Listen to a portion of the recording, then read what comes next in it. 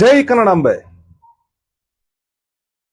ಸಮಸ್ತ ಎಲ್ಲ ನನ್ನ ಕನ್ನಡ ಬಂಧುಗಳಿಗೆ, ಕನ್ನಡಿಗರ ಸ್ವಾಭಿಮಾನದ ಪಕ್ಷ ಕನ್ನಡ ದೇಶದ ಪಕ್ಷದ ವತಿಯಿಂದ ಶರಣಾರ್ಥಿಗಳು.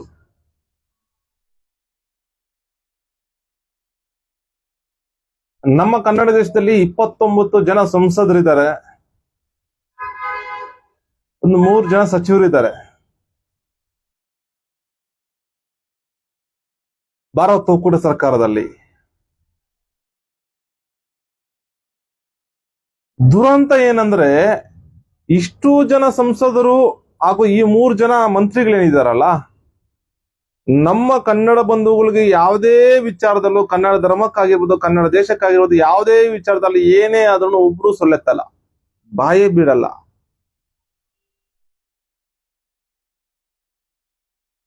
ನಮ್ಮ ಕನ್ನಡ ಬಂಧುಗಳ ಸಮಸ್ಯೆಗಳ ಸಂಕಷ್ಟಗಳ ಸರಮಾಲೆಗಳನ್ನ ಎದುರಿಸ್ತಾ ಇದ್ರು ಒಬ್ರು ಬಾಯಿ ಬಿಡಲ್ಲ ಈ ಒಕ್ಕೂಟ ಸರ್ಕಾರದ ಮಂತ್ರಿಗಳು.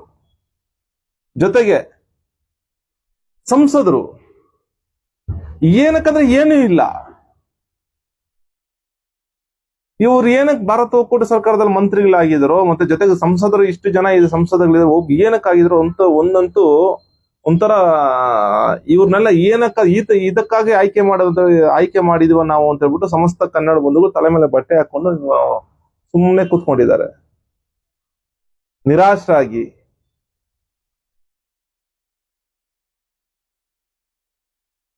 ಇತ್ತೀಚೆಗೆ ನಮ್ಮ ಕನ್ನಡ ದೇಶ ಸರ್ಕಾರ ಸಿಇಟಿ ಪರೀಕ್ಷೆ ನಡೆಸಬೇಕಾದ್ರೆ ಜನಿವಾರ ತೆಗೆಸಿದ್ರು. ಅದು ದೊಡ್ಡ ಸಮಸ್ಯೆಯಾಗಿ ನಮ್ಮ ಬೆಂಗಳೂರು ದಕ್ಷಿಣ ಕ್ಷೇತ್ರದ ಸಂಸದರಾದಂತಹ ತೇಜಸ್ವಿ ಸೂರ್ಯ ಅವರು ರಾಡಿ ರಂಪಾಟ ಮಾಡಿ, ಅರಚಾಟ, ಕಿರಿಚಾಟ, ಒಕ್ಕಲೆಬ್ಸೋದು, ಬಾಯಿ ಬಡ್ಕೊಳ್ಳೋದು, ಆಡಬಾರ್ದಾಗಲೆಲ್ಲ ಆಟ ಆಡಿ ಇಡೀ ಭಾರತ ಒಕ್ಕೂಟದಂತ ಸುದ್ದಿ ಆಗೋ ತರ ಮಾಡಿ ಎಗರಾಡಿ, ಚೀರಾಡಿ, ಅರಚಾಡಿದ್ರು. ಏನು ಜನಿವಾರ ತೆಗೆಸಿದಕ್ಕೆ ಅದು ಅವರು ದೊಡ್ಡ ಸಮಸ್ಯೆ ಆಗಿತ್ತು. ಅದಕ್ಕಿಂತ ದೊಡ್ಡ ಸಮಸ್ಯೆ, ನಮ್ಮ ಕನ್ನಡ ದೇಶದ ಮಕ್ಕಳು ಈ ನೀಟಿನ ಪರೀಕ್ಷೆ ಒಂದು ಅಕ್ರಮ ಪರೀಕ್ಷೆ, ಅಕ್ರಮ ಕೂಟದ ಪರೀಕ್ಷೆ ಅಂತ ಅನ್ಬೋದು. ಇದಕ್ಕೆ ಇದು ಭಾರತ ಒಕ್ಕೂಟ ಸರ್ಕಾರ ನೀಟ್ ಪರೀಕ್ಷೆ ನಡೆಸೋ ಅವಶ್ಯಕತೆ ಇಲ್ಲ. ಯಾಕಂದ್ರೆ ನಮ್ದೊಂದು ಶಿಕ್ಷಣ ವ್ಯವಸ್ಥೆ ಬೇರೆ ಇದೆ, ಅವ್ರು ನಡೆಸೋ ಒಂದು ಹಿಂದಿ ಕೇಂದ್ರ ಶಿಕ್ಷಣ ವ್ಯವಸ್ಥೆ ಬೇರೆ ಇದೆ. ಅವ್ರು ನಡೆಸೋ ಅವಶ್ಯಕತೆನೇ ಇಲ್ಲ. ಸುಮ್ಮನೆ ಇದರಿಂದ ಏನು ಉಪಯೋಗ ಇಲ್ಲ.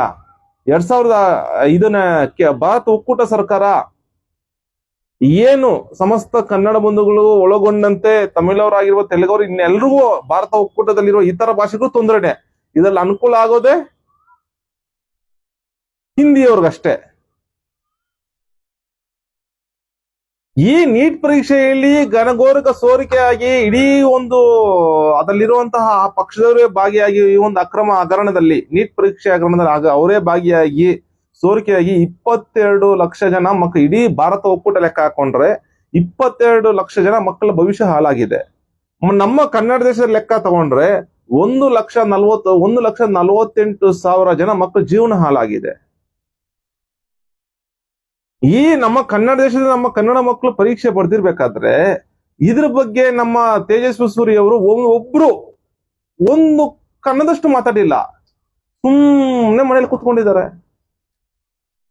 ಅವಾಗ ಜನಿವಾರದ ಸಲುವಾಗಿ ಅಷ್ಟೊಂದು ಆ ಒಂದು ಮಾಡಿದ ಜನಿವಾರ ತೆಗೆಸಿದ ದೊಡ್ಡ ಅಪರಾಧ ಅಂತ ಬಿಟ್ಟು ಅಷ್ಟು ಅರಚಾಡಿ, ಕಿರ್ಚಾಡಿ, ಚೀರಾಟ ಮಾಡಿದವರು ತೇಜಸ್ವಿ ಸೂರ್ಯ ಅವರೇ. ಅದಕ್ಕಿನ್ನ ದೊಡ್ಡ ವಿಚಾರ, 1,48,000 ಜನ ಮಕ್ಕಳ ಜೀವನ ಹಾಳಾಗಿರ್ಬೇಕಾದ್ರೆ ತಾವ್ ಯಾಕೆ ಮಾತಾಡ್ತಿಲ್ಲ?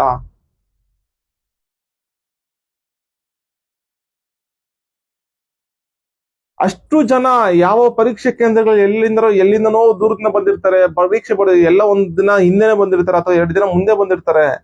ಎಲ್ಲ ವ್ಯವಸ್ಥೆ ಮಾಡ್ಕೊಂಡು ಒಂದಿನ ತಂಗಿದ್ದು ಅವ್ರ ಸಂಬಂಧಿಕರು, ನೆಂಟರು ಮತ್ತು ಅತಿಥಿ ಮನೆಗಳು ಉಳ್ಕೊಂಡು ಪೂರ್ವ ಸಿದ್ಧತೆ ಮಾಡ್ಕೊಂಡು ಎಲ್ಲ ಮಾಡ್ಕೊಂಡು ಪರೀಕ್ಷೆ ಬರೆದು ಇಂತಹ ದೊಡ್ಡ ಹಗರಣ ಆಗಿ ಅವಾಂತರ ಸೃಷ್ಟಿ ಆಗಿರ್ಬೇಕಾದ್ರೆ ನೀವ್ ಯಾಕೆ ಪ್ರಶ್ನೆ ಮಾಡಿಲ್ಲ ತೇಜಸ್ವಿ ಸೂರ್ಯ ಅವರೇ? ಹಾಗೂ ಇನ್ನುಳಿದ 28 ಜನ ಸಂಸದರು ಅವರು ಪ್ರಶ್ನೆ ಮಾಡ್ತಿಲ್ಲ. ಭಾರತ ಒಕ್ಕೂಟ ಸರಿ ಇನ್ನುಳಿದಂತ ಇನ್ನಿಬ್ರು ಮಂತ್ರಿಗಳು ಏನು ಪ್ರಶ್ನೆ ಮಾಡ್ತಿಲ್ಲ. ನೀವೆಲ್ಲ ಏನಕ್ಕೆ ಮಂತ್ರಿಗಳಾಗಿದೆ, ಸಂಸದರುಗಳಾಗಿದ್ದೀರಾ? ಇದರಿಂದ ಕನ್ನಡ ದೇಶಕ್ಕೆ ಏನ್ ಕೊಡುಗೆ ಇದೆ ಹೇಳಿ ನಿಮ್ಮಿಂದ? ಈ ಒಂದು ಪರೀಕ್ಷೆ ರದ್ದಾಗಿರೋದು ಮಕ್ಕಳು ಮಾನಸಿಕವಾಗಿ, ಮಕ್ಕಳ ಭವಿಷ್ಯದ ಎಷ್ಟು ತೊಂದರೆ ಆಗುತ್ತೋ ಗೊತ್ತಿದೆಯಾ ತಮ್ಗೆ? ಅದ್ರ ಸಣ್ಣ ಅರಿವಿದೆಯಾ ತೇಜಸ್ವಿ ಸೂರ್ಯ ಅವರೇ?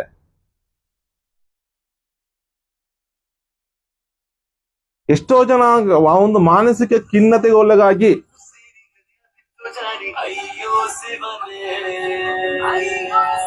ಆ ಮಾನಸಿಕ ಖಿನ್ನತೆಗೊಳಗಾಗಿ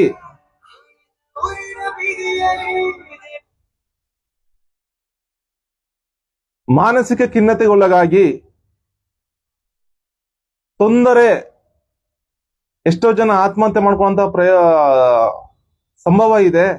ಮತ್ತೆ ಇದಕ್ಕೆ ಪೂರ್ವ ಸಿದ್ಧತೆ ಮಾಡಿ ತಯಾರು ಮಾಡ್ಕೊಂಡು ಇದ್ ಮಾಡಿರ್ತಾರೆ. ಇದೇನದು ಅವ್ಯವಸ್ಥೆ ಆಗಿ ಮತ್ತೆ ಮುಂದಿನ ವರ್ಷ ಸಿದ್ಧತೆ ಆಗಿ ಮುಂದಿನ ವರ್ಷ ಅವ್ರಿಗೆ ಅವಕಾಶ ಸಿಗ್ಲಿಲ್ಲ ಅಂದ್ರೆ ಪಕ್ಷದಲ್ಲಿ ಎಷ್ಟೋ ಜನ ವಿದ್ಯಾರ್ಥಿಗಳು ಆತ್ಮಹತ್ಯೆ, ಮಗದೊಂದು ಮಾನಸಿಕ ಸ್ಥಿಮಿತ ಕಳ್ಕೊಂಡು ಖಿನ್ನತೆಗೆ ಜಾರುವಂತಹದ್ದಾಗಿರಬಹುದು. ಇಂತಹ ಘಟನೆಗಳು ಜಾಸ್ತಿ ನಡೆಯುತ್ತೆ. ಅವ್ರ ಮಕ್ಕಳು ಭವಿಷ್ಯನ ಹಾಳಾಗ್ತಿದೆ ಅಂತ ಹೇಳ್ಬಿಟ್ಟು ಅವರು ಎಷ್ಟೋ ಜನ ತಂದೆ ತಾಯಿ ಜೀವನ ಹಾಳಾಗುವಂತಹ ಸಂಭವ ಜಾಸ್ತಿ ಇದೆ. ಇದ್ರ ಬಗ್ಗೆ ನೀವು ಒಂದು ಕಣದಷ್ಟು ಮಾತನಾಡದೆ ಭಾರತ ಒಕ್ಕೂಟ ಸರ್ಕಾರಕ್ಕೆ ತಿಳಿ ಹೇಳಿ, ನಮ್ಮ ಈ ಕನ್ನಡ ದೇಶದ ಎಲ್ಲಾ ಸಂಸದರು ಜೊತೆಗೆ ಒಕ್ಕೂಟ ಸರ್ಕಾರದ ಮಂತ್ರಿಗಳು ಒಳಗೊಂಡಂತೆ ನಮ್ಮ ಭಾರತ ಒಕ್ಕೂಟ ಸರ್ಕಾರದ ಪ್ರಧಾನಮಂತ್ರಿ ನರೇಂದ್ರ ಮೋದಿ ಅವರಲ್ಲಿ ಹೋಗಿ ಇಡೀ ಸಂಸದರ ನಿಯೋಗ ಹೋಗಿ, ಮಂತ್ರಿ ನಿಯೋಗ ಹೋಗ್ಬಿಟ್ಟು ಶಿಕ್ಷಣ ಸಚಿವರಾದಂತಹ ಧರ್ಮೇಂದ್ರ ಪ್ರಧಾನ್ ಅವ್ರು ರಾಜೀನಾಮೆ ಪಡೆಯುವಂತ ಒತ್ತಾಯ ಮಾಡೋದಾಗಿರಬಹುದು. ಜೊತೆಗೆ ಈ ನೀಟ್ ಪರೀಕ್ಷೆ ನೀವು ನಡೆಸೋದು ಬೇಡ, ಇದರಿಂದ ಇಡೀ ಕರ್ನಾಟಕದ ಭವಿಷ್ಯ ಹಾಳಾಗುತ್ತೆ, ಜೊತೆಗೆ ಇಡೀ ಭಾರತ ಒಕ್ಕೂಟದ ಭವಿಷ್ಯನೂ ಹಾಳಾಗುತ್ತೆ ಅಂತ ತಾವು ಒತ್ತಡ ಆಗಬಹುದಿತ್ತು. ಆದ್ರೂ ನೀವು ಈ ತರ ಯಾವ್ದು ಕೆಲಸಗಳು ಮಾಡ್ತಿಲ್ಲ. ನಿಮ್ಗೆ ಬೇಕಾಗಿರೋದು ಬರೀ ಅಧಿಕಾರ, ವೈಭೋಗದ ಜೀವನ ಅಷ್ಟೇ. ನಮ್ಮ ಸಮಸ್ತ ಕರ್ನಾಟಕದ ಕನ್ನಡ ಬಂಧುಗಳ ಭವಿಷ್ಯ ನಿಮ್ಗೆ ಬೇಕಾಗಿಲ್ಲ.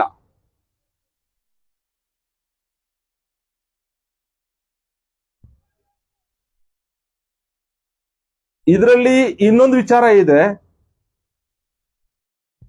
ನಮ್ಮ ಕರ್ನಾಟಕ, ತಮಿಳುನಾಡು, ಮಹಾರಾಷ್ಟ್ರ ಈ 3 ದೇಶಗಳಲ್ಲಿ ಇರುವಂತಹ ಒಂದು ವೈದ್ಯಕೀಯ ಶಿಕ್ಷಣ ವ್ಯವಸ್ಥೆ ಶಿಕ್ಷಣ ಶಾಲೆಗಳೇನಿದೆಯಲ್ಲ, ಇಡೀ ಭಾರತ ಒಕ್ಕೂಟ ಲೆಕ್ಕ ಹಾಕೊಂಡ್ರೆ 40ರಷ್ಟು, ಇಡೀ ಭಾರತ ಒಕ್ಕೂಟದ 40ರಷ್ಟು ವಿದ್ಯಾರ್ಥಿಗಳು ಈ ಶಾಲೆಗಳು ಇಲ್ಲೇ ಬರುತ್ತೆ.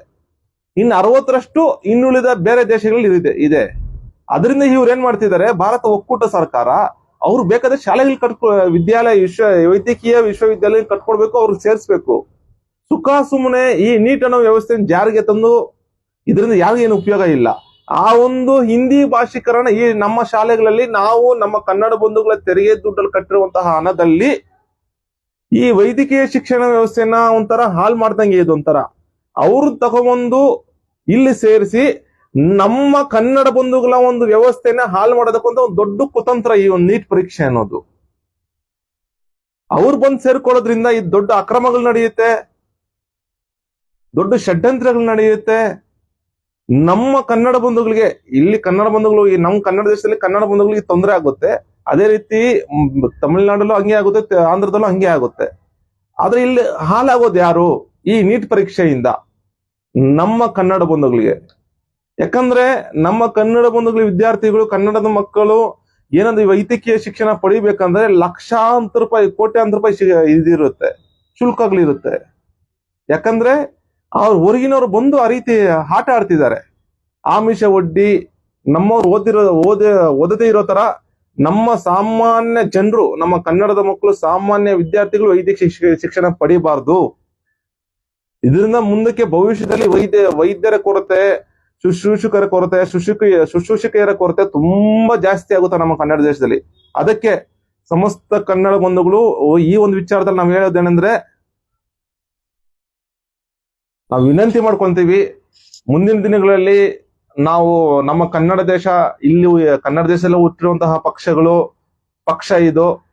ನಮ್ಮ ಪಕ್ಷಕ್ಕೆ ಸಮಸ್ತ ಕನ್ನಡ ಬಂಧುಗಳು ಈ ಒಂದು ನಮ್ಮ ಕನ್ನಡ ದೇಶ ಪಕ್ಷಕ್ಕೆ ಬೆಂಬಲ ಕೊಡಬೇಕು, ಸಹಕಾರ ಕೊಡಬೇಕು. ನಮ್ಮ ಪಕ್ಷ ನೀವು ಬೆಳೆಸ್ಬೇಕು. ನೀವು ಬೆಳೆಸಿದ್ದೆ ಆದ್ರೆ, ನಮ್ಗೆ ಆಶೀರ್ವಾದ ಮಾಡಿದ್ದೆ ಆದ್ರೆ, ಈ ನೀಟ್ ಪರೀಕ್ಷೆ, ಈ ಕನ್ನಡ ಧರ್ಮದ ವಿರೋಧಿ ಕಾಯ್ದೆಗಳನ್ನ, ಕನ್ನಡಿಗರಿಗೆ ಮಾರಕ ಆಗಿರುವಂತಹ ಕಾಯ್ದೆಗಳನ್ನ, ಕನ್ನಡದ ವಿರೋಧಿಗಳನ್ನ ಎಲ್ಲವನ್ನೂ ನಾವು ತಡೀತೀವಿ. ನಮ್ಮ ಪಕ್ಷದಿಂದ ತಡೀತೀವಿ. ಅದಕ್ಕೆ ಸಮಸ್ತ ಕನ್ನಡ ಬಂಧುಗಳು ನಮ್ಮ ಪಕ್ಷಕ್ಕೆ ಬೆಂಬಲ ಕೊಡ್ಬೇಕಂತ ಬಿಟ್ಟು ಸಮಸ್ತ ಕನ್ನಡ ಬಂಧುಗಳಲ್ಲಿ ವಿನಂತಿ ಮಾಡ್ಕೊಳ್ತೇವೆ. ಮತ್ತೊಮ್ಮೆ ನಾವು ಭಾರತ ಒಕ್ಕೂಟ ಸರ್ಕಾರದ ಪ್ರಧಾನಮಂತ್ರಿಗಳಲ್ಲಿ ಆಗ್ರಹ ಮಾಡ್ತಾ ಇದ್ದೀವಿ ನಮ್ಮ ಕನ್ನಡ ದೇಶದ ಪಕ್ಷದಿಂದ, ನೀವು ಕೂಡಲೇ ಎಚ್ಚೆತ್ತುಕೊಂಡು ಈ ನೀಟ್ ಪರೀಕ್ಷೆ ಅವ್ಯವಸ್ಥೆಯನ್ನು ರದ್ದು ಮಾಡಿ ಅವ್ರವ್ರ ದೇಶಕ್ಕೆ ಬಿಟ್ಕೊಟ್ಬಿಡಿ. ನಮ್ಮ ಕನ್ನಡ ದೇಶಕ್ಕೆ ನಮ್ಗೆ ಬಿಟ್ಬಿಡಿ, ತಮಿಳ್ನಾಡು ಅವ್ರು ಬಿಟ್ಬಿಡಿ, ಆಂಧ್ರ ಅವ್ರು ಬಿಟ್ಬಿಡಿ, ನಮ್ಮನ್ನ ನಾವು ನಡ್ಸ್ಕೊಂತೀವಿ, ನೀವು ಬೇಡ ಅಂತ ಬಿಟ್ಟು ಮತ್ತೊಮ್ಮೆ ಆಗ್ರಹ ಮಾಡ್ತಾ ಇದೀವಿ. ಈ ಒಂದು ವಿಚಾರದಲ್ಲಿ ಸನ್ಮಾನ್ಯ ಕನ್ನಡ ದೇಶದ ಮುಖ್ಯಮಂತ್ರಿ ಸಿದ್ದರಾಮಯ್ಯನವರು ಕಟ್ಟುನಿಟ್ಟಿನ ಕ್ರಮ ತಗೋಬೇಕು. ಸಮಸ್ತ ಕನ್ನಡ ಬಂಧುಗಳ ಉಳಿವಿನ ಪ್ರಶ್ನೆ ಇದರಲ್ಲಿ ಉಳಿವು ಅಡಗಿದೆ. ಈ ಒಂದು ವಿಚಾರ ಅಂತ ಈ ವಿಚಾರದಲ್ಲಿ ಅಡಗಿದೆ. ಕಟ್ಟುನಿಟ್ಟಿನ ಕ್ರಮ ತಗೊಂಡು ನೀಟ್ ಪರೀಕ್ಷೆ ರದ್ದು ಮಾಡೋದಕ್ಕೆ ಏನೇನು ಕ್ರಮ ತಗೋಬೇಕು ಆ ಕ್ರಮ ಎಲ್ಲ ತಗೋಬೇಕಂತ ಬಿಟ್ಟು ನಮ್ಮ ಸಮಸ್ತ ಕನ್ನಡ ಬಂಧುಗಳ ಪರವಾಗಿ ಸನ್ಮಾನ್ಯ ಸಿದ್ದರಾಮಯ್ಯ ನಮ್ಮ ಪಕ್ಷದಿಂದ ಆಗ್ರಹ ಮಾಡ್ತಾ ಇದೀವಿ. ಜೈ ಕನ್ನಡಾಂಬೆ, ಜೈ ಕನ್ನಡ ಧರ್ಮ, ಜೈ ಕನ್ನಡ ದೇಶ. ಶರಣಾರ್ಥಿಗಳು.